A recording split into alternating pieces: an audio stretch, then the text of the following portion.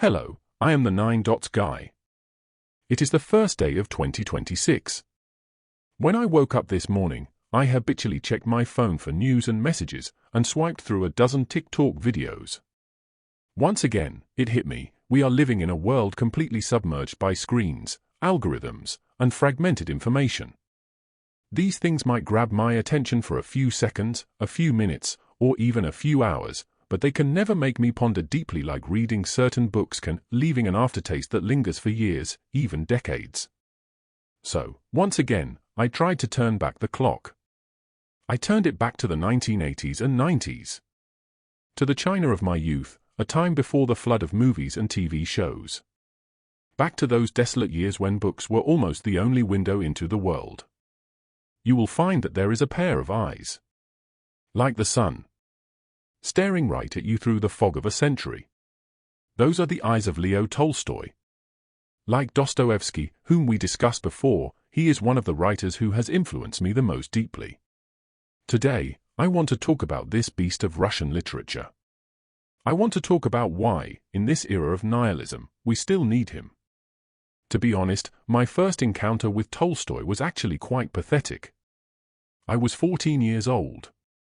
It was summer vacation, and because my parents were busy with work, they sent me to live at my grandfather's house.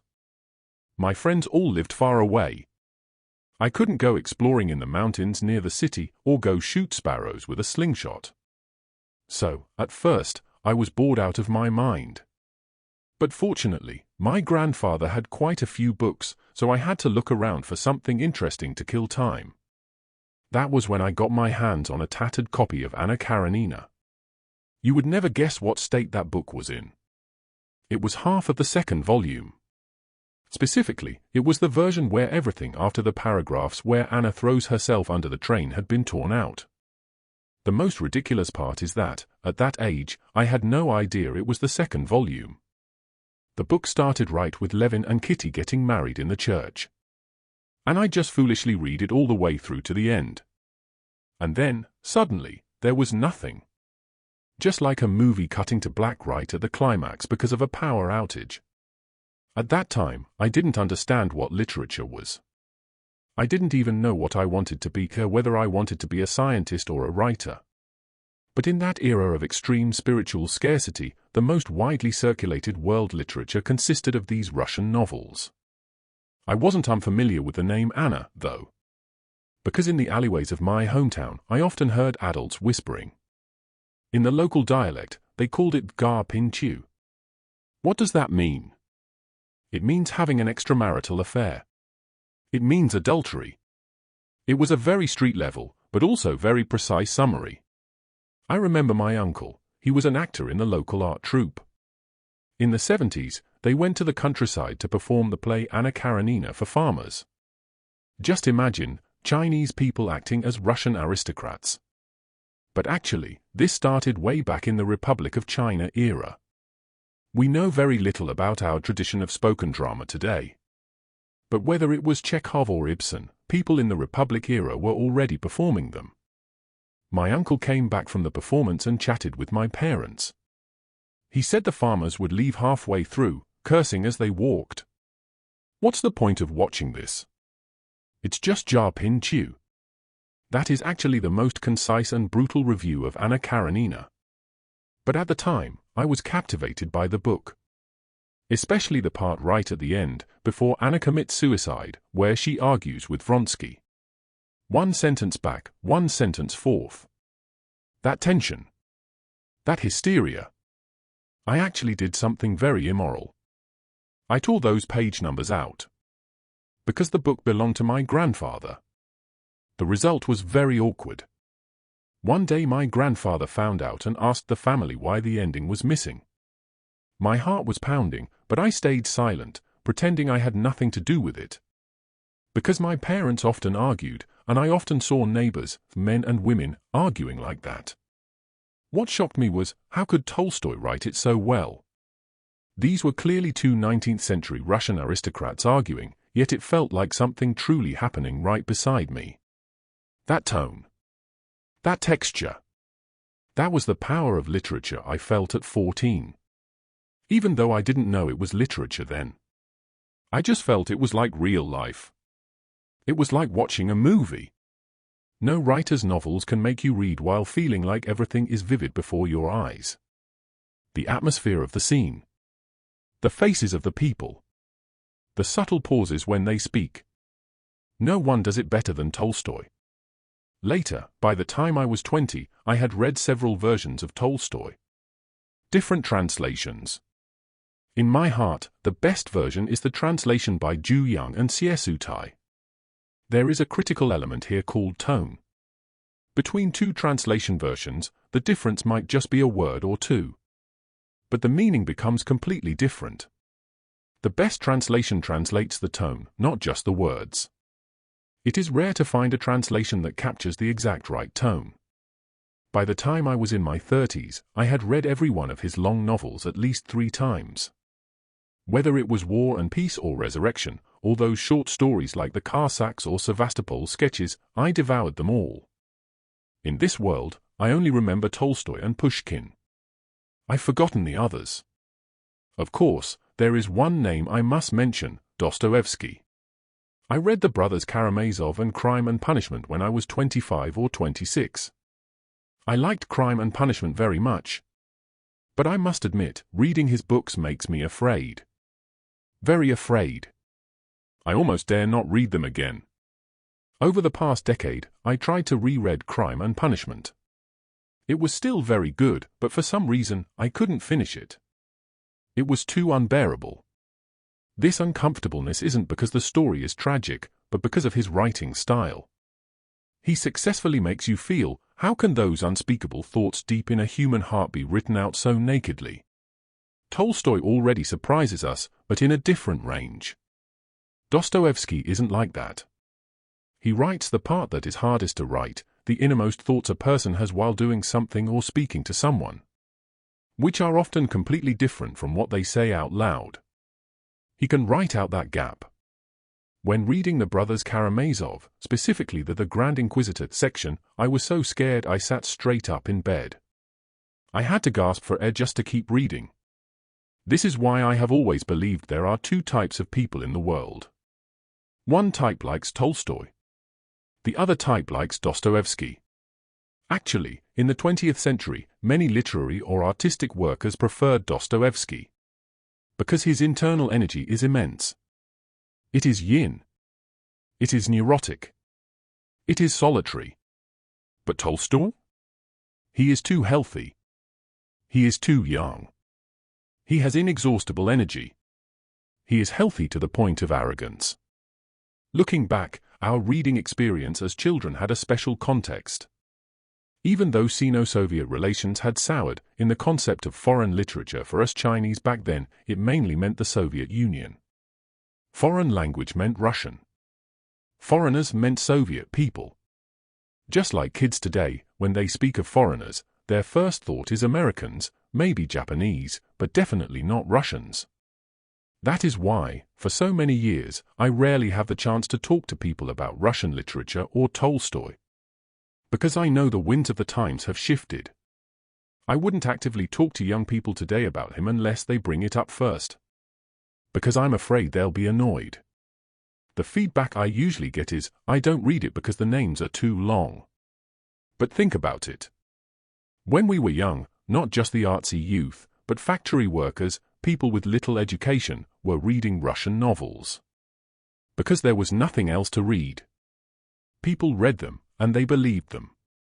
When they met, they'd ask, what happened to that Oblonsky later, purely treating it as gossip. This makes me believe that the power of literature plants its seeds when you are very young. You don't need to understand too much theory. You just need to feel that it is like something truly happening. That is enough. Many people think Tolstoy is outdated, or that realism has reached a dead end. I used to think so too. Between the ages of 20 and 30, I was obsessed with the transformation of novel forms. I was obsessed with Garcia Marquez, with Kundera, with those games of structure and language. I thought Tolstoy's honest, straightforward way of writing was too clumsy. But when you have read enough modern novels, and when you have experienced enough of the world, you will feel a massive disappointment. You will feel that in the face of majestic reality, those clever literary structures offer very little. They have no power. You might even feel it's very void. That is when you open Tolstoy again, and that joy from childhood, where you physically cannot stop reading, comes back. That is the incredible thing about Tolstoy, and that is why we need to reread him today. Friends, this is just the beginning of our exploration of the mountain that is Tolstoy. Next, I want to take you to see why all film adaptations appear so pale and weak in front of Tolstoy's original text. Speaking of this, many friends might ask, since the book is so thick, can't I just watch the movie? After all, Anna Karenina has been filmed in so many versions. There are Hollywood ones, Soviet ones, the one with Audrey Hepburn, the one with Sophie Marceau. But I have to pour cold water on that. I have seen at least 26 versions of Anna. To be honest, not a single one satisfied me. Not even the version by the Soviet master Sergei Bondarchuk. Not even the versions with those big stars. None of them work. Why? Because film has a fatal flaw, it can only present action. A film can only shoot what a person is doing, why they are doing it, and their expression while doing it. But it cannot shoot the thought. In Tolstoy's novels, when Anna and Vronsky are talking, you can hear the words they say. But at the same time, Tolstoy tells you that in their minds, a completely opposite notion is spinning. That extremely full, complex psychological game, once it becomes a film shot, once it becomes dialogue back and forth between two people, that psychological dimension vanishes. It becomes a set of smooth shots. Even that famous ball scene, Kitty, Anna, Vronsky, and those dance masters and aristocrats, the crossing of glances, the sound of heartbreak beneath the cheerful dance steps, in the movie, it all disappears. Only the gorgeous costumes and sets remain. Even some recent versions that try to portray Anna as a victim, or a fighter for freedom, or some people who watch the movie and think Anna is a negative character, a loose woman. That is all completely wrong. Tolstoy never intended to summarize who she is. He just makes you feel, Anna is so lovely. She has infinite charm. This charm cannot be captured by a camera lens. There is a saying that is very true, first-rate novels are often hard to make into first-rate movies. Because the most subtle, unspeakable things in the novel cannot be translated into images.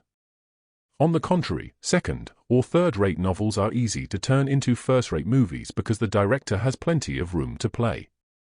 But in front of Tolstoy, directors are powerless. Take the most classic example. Everyone knows Anna had an affair. But in the novel, how does Tolstoy write about this psychological change in Anna? He doesn't write a long inner monologue. He writes just one detail. When Anna returns to Petersburg from Moscow, her husband Karenin comes to the train station to pick her up. The first moment Anna gets off the train and sees her husband, she suddenly notices. My God, why are his ears so big? Did you notice that? It's just this one instant. Tolstoy is amazing. He only mentions this one sentence, and Anna's physical revulsion toward her husband, her despair regarding her current life, and the fact that she has already fallen in love with Vronsky are all explained in this one glance at the big ears. How can a movie film this kind of writing? Do you give a close-up of the ears? That would look too deliberate. Too comical. But in the text, that quiet, earth-shattering shock, only Tolstoy can give you that. This brings me to another writer I like very much, the French writer Flaubert. He also wrote about adultery in Madame Bovary. But Flaubert has a bad habit, or rather, a habit most writers have. He can't help but jump out. He can't help but define the characters. He will hint to you that Madame Bovary is frivolous, that she is vain, that she doesn't understand love. Flaubert is terrified the reader won't get it, so he insists on revealing his disdain for the character between the lines. But Tolstoy is different. Tolstoy presents, but he never points out. He lays out all of Anna's behaviors and all her thoughts for you to see, but he doesn't judge her. Even when writing the most pleasurable, most dramatic moments, Tolstoy holds back. He doesn't stand up to preach. He just lets the characters speak for themselves, act for themselves. This is actually a massive compassion. It is also a massive confidence. When Tolstoy writes a novel, he is a holographic person. What do I mean by holographic? I mean his sensory monitor is open 360 degrees. When he writes Anna, he becomes Anna. When he writes Karenin, he becomes that rigid husband. In fact, when he writes a horse, he becomes a horse. Have you read his short story called Kolstomer, Strider? It's a story about a horse, written in the first person. Tolstoy becomes an old horse, narrating its life. How it was young and aggressive, how it was sold by its master for running too fast, and how it eventually died of old age. Especially the moment the horse is killed by the butcher. That feeling is too real. The horse doesn't know the butcher is there to kill it. It just feels a coolness on its neck, and then its legs go soft. That sensation of life draining away. Tolstoy could actually write it using a horse's senses. This ambition is too great. He wants to become all things, he wants to turn into everything in this world to express himself. There are moments like this in War and Peace too. There is a wolf hunting scene. The wolf realizes it is surrounded by hounds and hunters. It does one thing. It flattens its ears back. In that instant, the wolf knows it's all over. The hunters also know it's all over. This detail, movies can't film it. Movies can't film the psychological activity of a wolf realizing it's all over. And on the battlefield filled with artillery fire. When everyone is scared to death, Tolstoy suddenly writes about a dog. The dog runs to a shell crater. The shell explodes. The dog squeals in terror. And the people nearby start laughing. And Pierre Bezukhov, standing in the line waiting to be executed. Death is right before his eyes. The man in front of him, 1 second before being shot, suddenly makes a movement. He adjusts his blindfold and scratches his leg. Friends, this is Tolstoy. You can't make these details up. This is why I think Tolstoy's novels are far superior to films. Although films also present, the lens is objective. The lens has no temperature. But Tolstoy's text is both an objective presentation and one that carries body warmth. He captures the most tiny, meaningless, yet most human moments amidst the grand narratives. One problem Tolstoy often faces is that his novels seem like they can never be finished. War and Peace, Anna Karenina, although the ending stops there, you feel life is still continuing. Levin's story could still be written. Natasha's story could still be written. Because he is telling the story of life itself. And life has no ending. Life is fluid. This leads to his characters constantly changing. In his novels, the only people who don't change are the dead. As long as they are alive, take Natasha for example. At the end, she turns into a jealous housewife, holding a baby's diaper in her hand. She is completely different from that radiant young girl at the ball. Many people think this is a failure in writing. How could he write a goddess into that?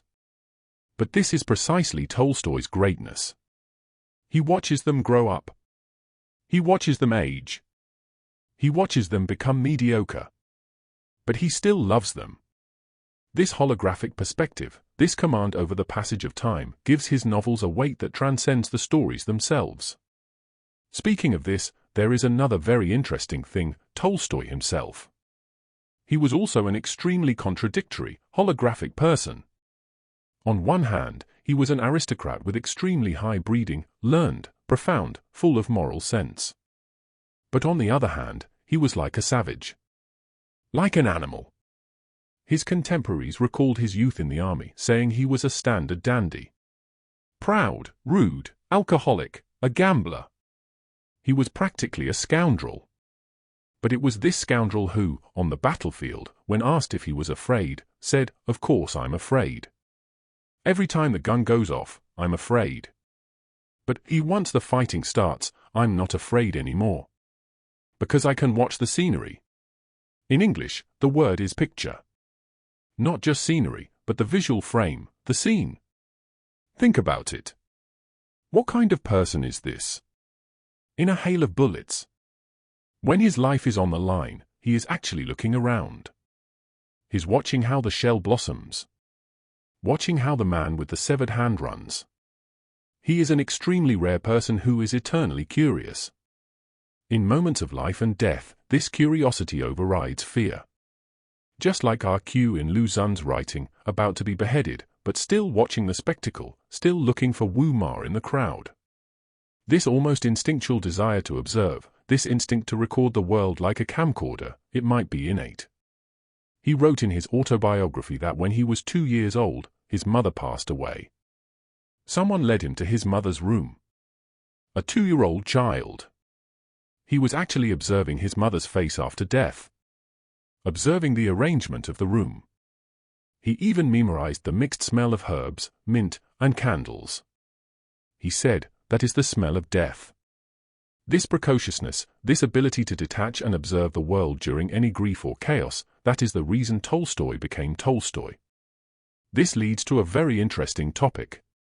Since Tolstoy is so all-powerful, why are people today, especially artsy youth and intellectuals, more willing to discuss Dostoevsky while keeping a respectful distance from Tolstoy? This is actually because the soil of the times has changed. I've always held a view that there are 2 types of people in the world. One type is the Tolstoy person. The other is the Dostoevsky person. What does Dostoevsky represent? The city. Anxiety. Neurosis. It's that modern person living in a cramped rental apartment, with a split soul, perhaps even a bit perverted. His characters are losers. They are the insulted and the injured. They are people whose psychology is tangled to the point of exploding. This fits the mental state of the 20th century and our current 21st century too perfectly. We survive as atomized individuals in big cities. We have no frame of reference. Our hearts are full of doubt and unease. So when we read Dostoevsky, we feel like he is our brother. He is shouting out the darkness in our hearts for us. But Tolstoy, he is a completely different matter. He belongs to the countryside. To the earth. He is extremely healthy. Healthy to the point where it feels arrogant. He has surplus energy. He is like the sun, illuminating every corner. For modern people accustomed to gloom, accustomed to hiding in corners licking their wounds, this light is too blinding. We cannot withstand this massive healthiness. We might even feel this healthiness is fake. But I must say, 10 years ago, I suddenly encountered a huge spiritual crisis. I felt a deep disillusionment with those so-called avant-garde, deconstructed modern literatures. I read Marquez. I read Kundera. I read those masters who played with structure and language forms. I thought they were good, too. But my heart felt empty. Because all of 20th century literature was telling me one thing, disbelief. They were dismantling everything. They told me everything is void. All that is solid melts into air. Right at that time, I grabbed onto Tolstoy like a straw to save my life. I didn't need him to teach me how to write a novel. I needed him to tell me, how is it right to live? This sounds very silly. A 30-year-old adult actually asking how is it right to live? But this is precisely Tolstoy's core power. He can give you a strong, even mandatory moral force. This is an affirmative force. Just like Levin in Anna Karenina. He is constantly asking, what does a man live for? This question might look very old-fashioned today. Because what's popular now is live however you want. It's pluralistic values. It's lying flat. But with Tolstoy, there is a definite answer. Or at least, he is desperately helping you eliminate the wrong options. This power, even if criticized by many as preaching, criticized as having dad energy, when a person is extremely insecure inside, it is the base that can truly hold you up. Speaking of this, I must recommend a divine work from Tolstoy's later years. It is a work I personally believe surpasses even War and Peace. It's called Haji Murad. Many people might not have heard of this book because it is a novella. But this book is written divinely. Who is Haji Murad? He was a Chechen god of war. A tragic hero who had to surrender to Russia for the sake of his family and was finally killed trying to escape. You have to note this identity, a Chechen. That was the mortal enemy of the Russian Empire. The so-called border trouble. Even terrorists. As a Russian aristocrat, as a white officer who had served in the army and even personally participated in the Caucasian War, Tolstoy should have hated this man. In his youth, he indeed looked upon Haji Murad with disdain. But, in his old age, just a few years before he died, he suddenly looked back to write about this man. And he wrote him as so lovely. So heroic. So heartbreaking. This is Tolstoy's great humanitarianism. Or rather, he had transcended humanitarianism. He was like a bodhisattva. In his eyes, all beings are equal. There are no so-called enemies. Only specific human beings. He wrote that after Haji Murad surrendered to Russia, he was very polite and proper at the banquet. But as soon as he returned to his room, a deep anxiety revealed itself on his face. Because he knew he was playing with fire. He was walking a tightrope between two massive powers. This profound understanding of the other, this ability to stand completely in the other person's shoes to think, it simply makes me tremble. Think about it. In China, we have so much literature about border wars. But it is hard to find a novel like Haji Murad that writes about a Shonyu Chanihu, leader, or an enemy general, writing him like he is a brother. Writing his death like a hero. There is a detail in the book. Haji Murad finally escapes and is surrounded by Russians. He is shot dead. The Russian soldiers cut off his head and put it in a basket. The scene is very bloody. But in the next chapter, Tolstoy suddenly turns his pen. He writes about that head being taken out at a banquet and dropping onto the carpet. That intense contrast. That barbarism within the civilized world. It pulls the absurdity of war to the max. Tolstoy was actually a reactionary. Reactionary here is a compliment. It means he stood opposite the Tsar. Opposite the empire. Even opposite his own nation. To defend a person. A specific life. This is also why, in the context of the current Russia-Ukraine war, many Ukrainians refuse to read Tolstoy. They feel it is Russian imperialist literature. But if you really read Haji Murad, you will know Tolstoy was no nationalist at all. He was a man who hated war and hated killing. He was a man who could see the shining humanity in the other side, even in a mortal enemy. This reminds me of the story of the eagle mentioned in the book. It was also a metaphor for Tolstoy himself. An eagle locked in a cage had a silver bell tied to its leg. When it flew back to the flock of eagles, the other eagles pecked it to death because of the sound of the bell, and because it carried the scent of humans. Tolstoy in his later years was that eagle. In Russia, he could no longer find his own kind. The Tsar wouldn't tolerate him. The church excommunicated him. The revolutionaries found him pedantic. The aristocracy thought he was a traitor. Even the peasants he loved most didn't actually understand him. He was too lonely. This loneliness came from his pride. And also from that massive love that no one could catch. This brings us to Tolstoy's famous departure and his grave. Everyone knows that in his later years, Tolstoy gave up his copyrights, gave away his fortune, and even learned to make boots and plough the fields like a peasant. Many people think he was putting on a show. That he was flexing. Even when Repin painted him ploughing, he captured the impatient expression of the peasant next to him. As if saying, "Master, stop making trouble." Orwell even criticized him sharply, saying Tolstoy's actions were a kind of moral tyranny. That he was like King Lear. Thinking he could gain happiness by giving up power, only to find he got nothing, and thus began to resent. Is there logic to this criticism? Yes. If you view Tolstoy as a politician, he is indeed terrifying. But if you visit his grave, your thoughts might change. I have been to his estate, in the forest of Yasnaya Polyana. That was his home. His grave is deep in the woods of the estate. No tombstone. No cross. No words. Just a rectangular mound of earth, covered in grass. This is called a grass grave. Some people think this is so great, so humble. But I have a completely different interpretation. I think this is precisely Tolstoy's greatest pride. He is too awesome.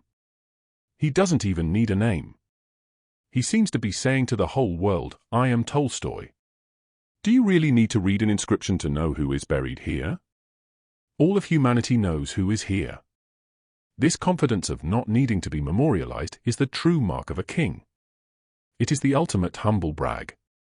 He wanted to die like a peasant, returning to the earth. But he also knew that even as a pile of dirt, this is one of the highest peaks in human spiritual history. That grass. I touched it. It looks soft. But it feels prickly to the touch. Very hard. Just like Tolstoy's character. Seemingly talking big about love and forgiveness, but deep down, he was all principles. All hard bones. He was extremely harsh on himself.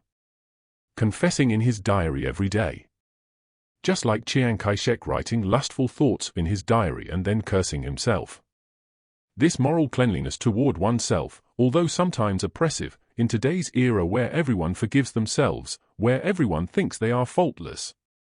Isn't this harshness, this obsession with living a clean, upright life, also a rare kind of nobility? The year Tolstoy passed away was 1910. It was already the first decade of the 20th century. What kind of era was that? Cars, airplanes, and movies had appeared. Cubist painting and modern music had been born. More importantly, it was the eve of revolution. Lenin was brewing a storm. The Tsar's rule was crumbling.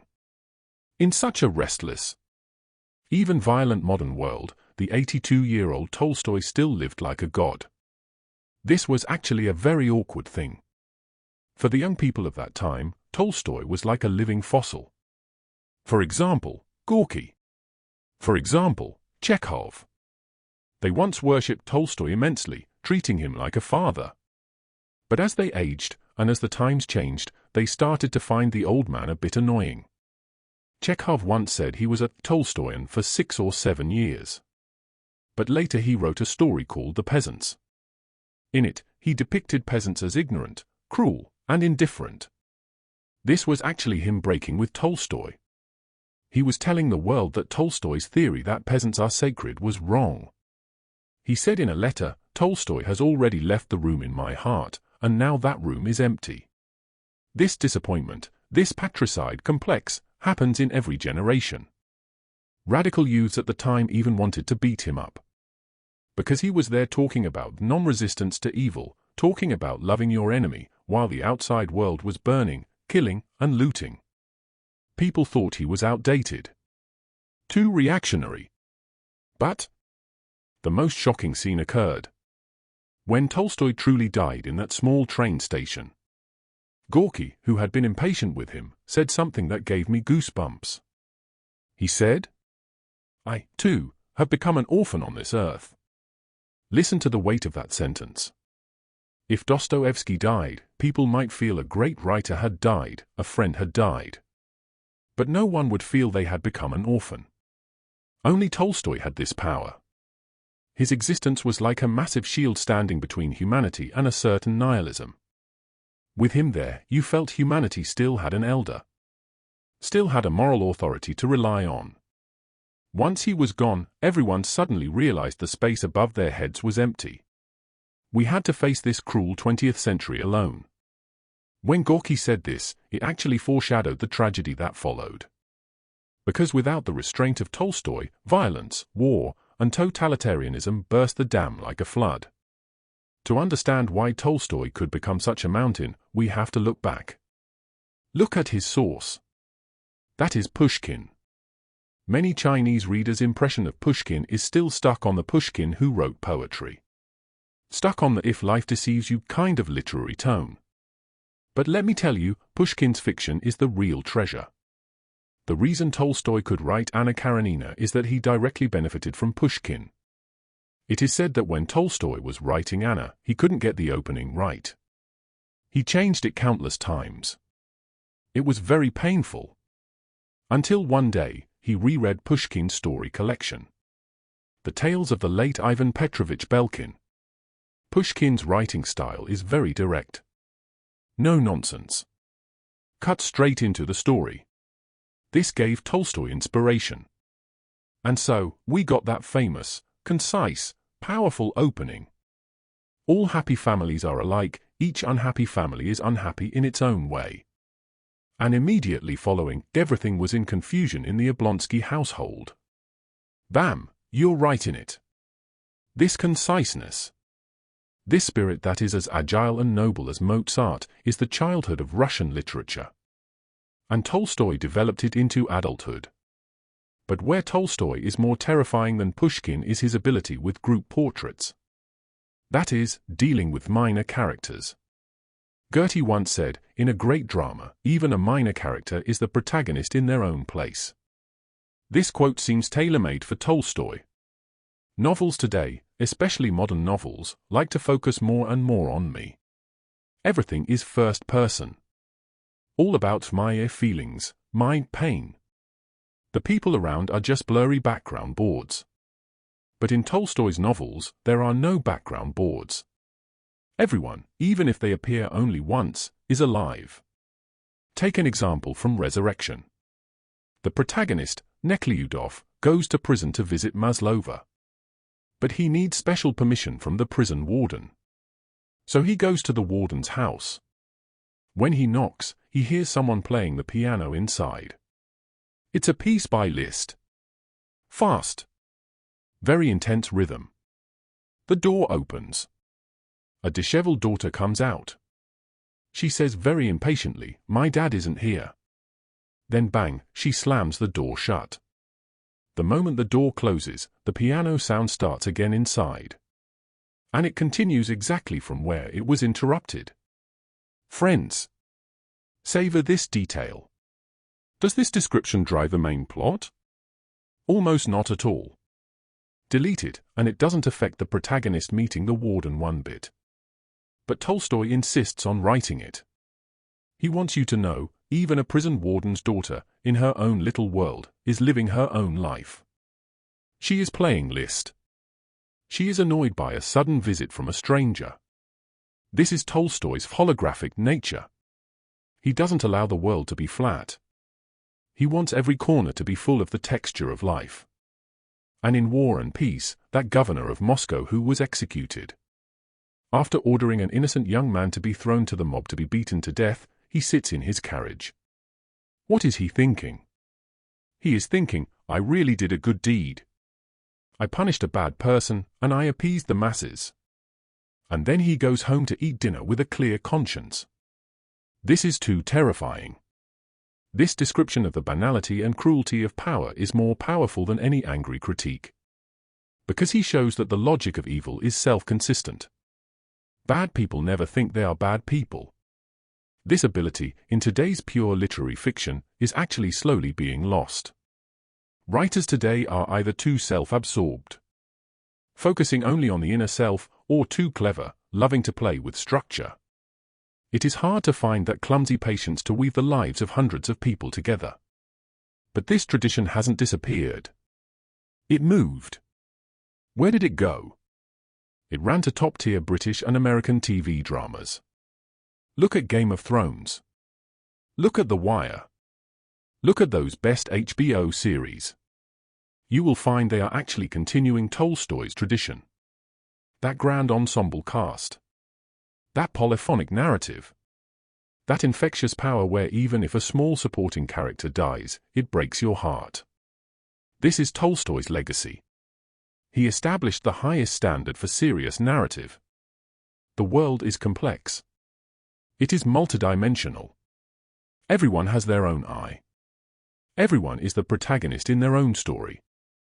And this complex interweaving, only a person with massive compassion and massive energy can master it.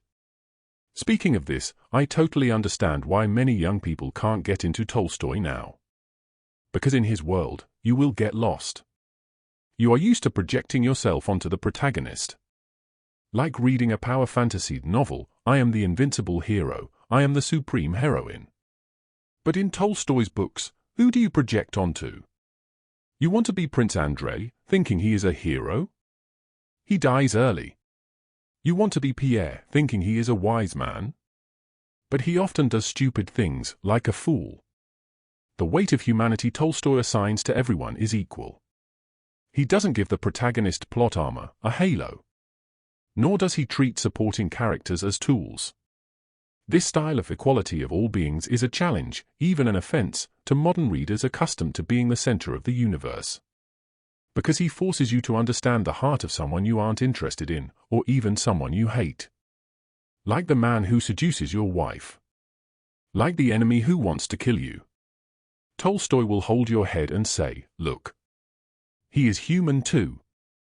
He is also a son. He is also a child of parents.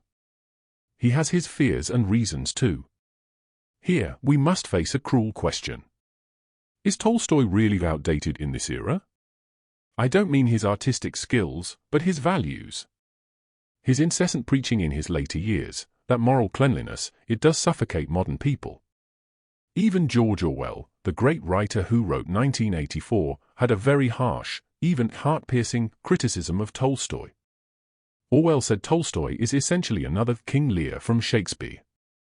Look, King Lear divided his kingdom among his daughters and gave up the throne. But what did he subconsciously hope for? He hoped that even without the title, everyone would still revere him like a king.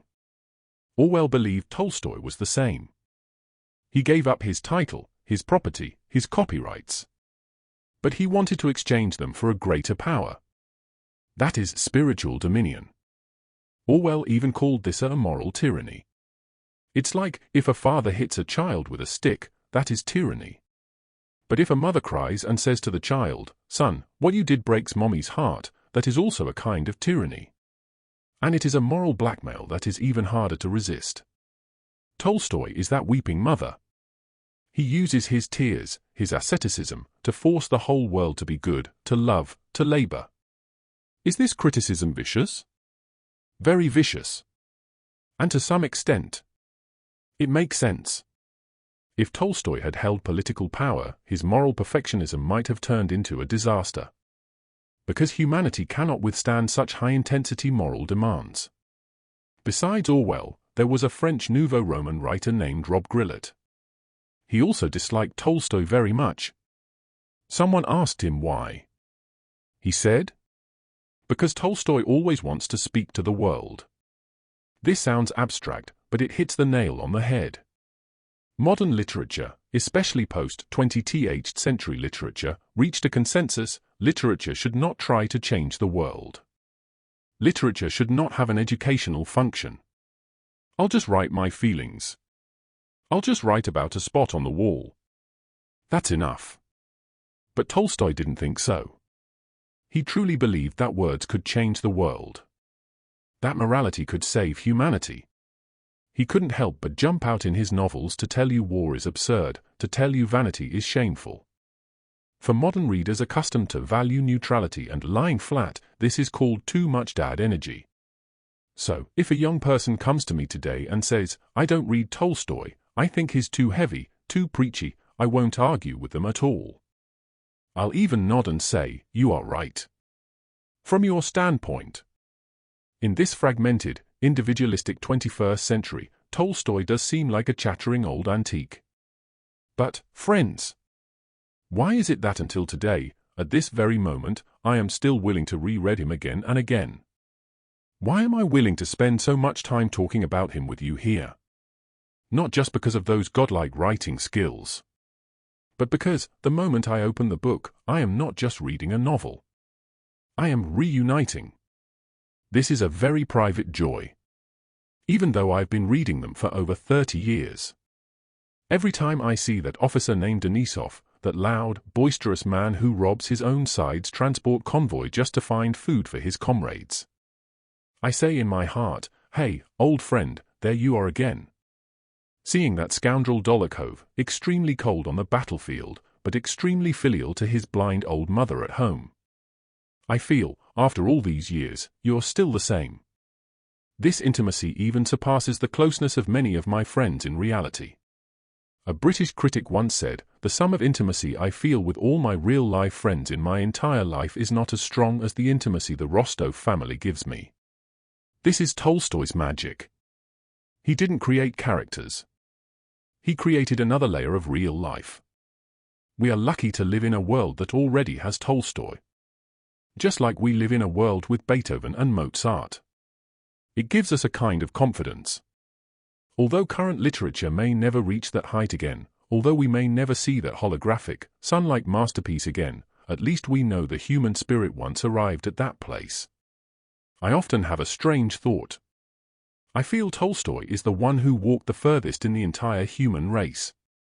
If humanity is a column marching across a vast wasteland, Tolstoy is the one walking at the very front, the one who fell closest to God.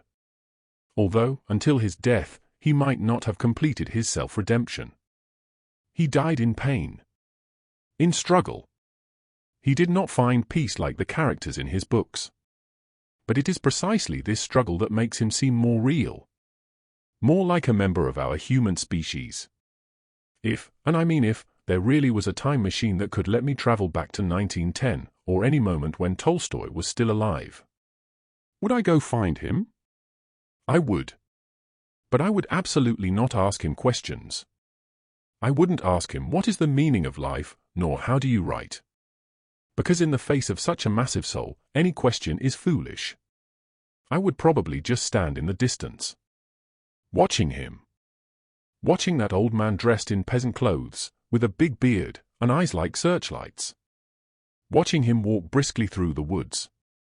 Or watching him at his desk, scratching his head because he can't think of a word. I would just watch him like that. Even for just 1 minute. And I could confirm, humanity is not lonely. We once had such a peer. That is enough. Finally, I want to end today's sharing with a passage I saw while rereading War and Peace. It was when Prince Andrei fell wounded on the battlefield for the first time. He was lying on the field of Austerlitz. Around him were the sounds of slaughter. Blood. The fame and fortune he once craved. But in that moment, he saw only the high, tranquil sky above his head. He thought, "How have I not noticed this sky before? It is so high, so serene. And our struggles on the ground are so petty and laughable." Friends, in this noisy, algorithm-controlled, argument-filled, anxiety-ridden year of 2026, Tolstoy is that sky. He doesn't force you to look up at him all the time. You can absolutely lower your head and keep scrolling on your phone. But that sky is there. It is always there. When you are tired, when you are in pain, when you feel none of this has any meaning, you can look up at any time. Take a glance at that high blue sky. And gain a moment of tranquility. That is the reason we read Tolstoy. I am the 9 Dots guy. I will continue to tell you the story of an ordinary Chinese person. See you next time.